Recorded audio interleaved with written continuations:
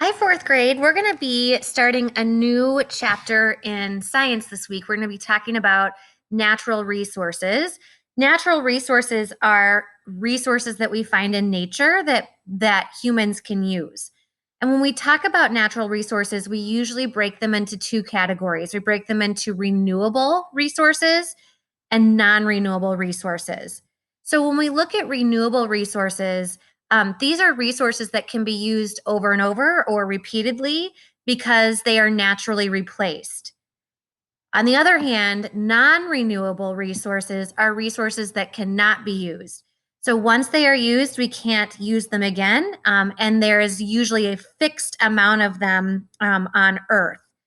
So I have a list of natural resources here at the bottom, and I want you to think about if you would consider them to be a renewable resource or a non-renewable resource. We have fossil fuels, sunlight, plants, animals, wind, rocks and minerals, water, and soil. Take a minute to think about what category you would place each of these natural resources in. I want to point out fossil fuels are things like coal, gasoline, um, things that we get energy from. So I want to take a look, let's take a look at sunlight first. Sunlight would be considered a renewable energy.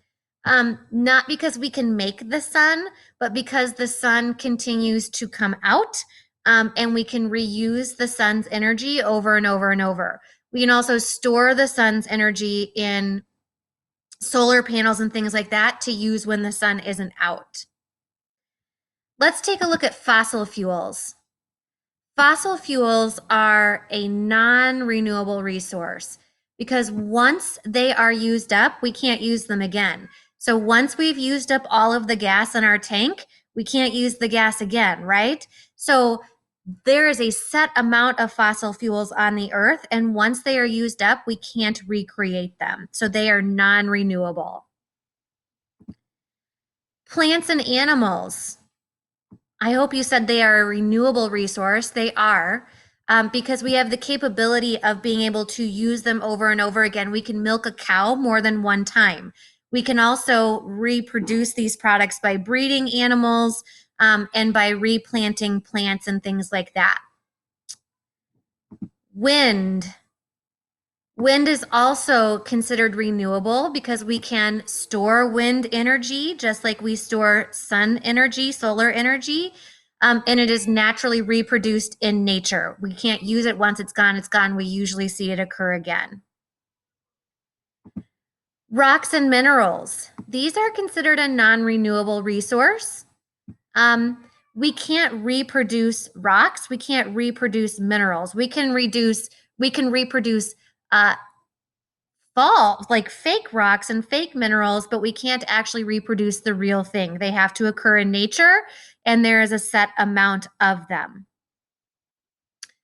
Water, even though we can't create water, it is considered a renewable resource because we can use it again and again and again. So we can store water energy, and the water cycle continues, allows the water to continue to be useful and around on our earth. And the last one, soil. This is probably the trickiest one, and I'm actually going to place it in the middle here. We have talked about how soil is formed. It's formed from the breaking down of rocks and minerals.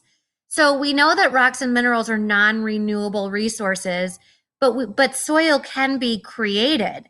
So some people would consider this renewable and some would consider it non-renewable.